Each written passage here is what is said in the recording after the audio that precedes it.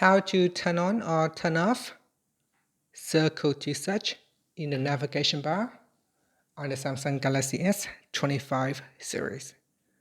First, let's return back to the home screen by swiping up at the bottom of the screen. Now from the home screen, you want to swipe down at the top to open up quick settings. In here, tap on the settings icon. Next, from the settings page, we scroll down, and in here, so scroll down and then tap on display. Now you go down and then tap on navigation bar.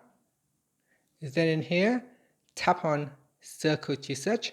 Tap on the toggle button to turn it off or switch it on.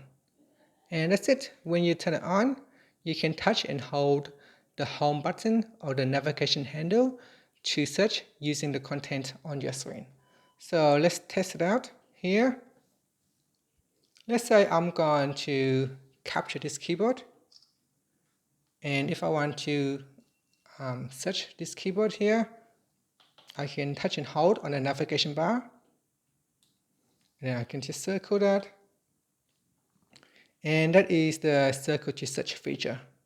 And here you can see it's gives you quite a good accurate reading. The image shows a section of a MacBook keyboard.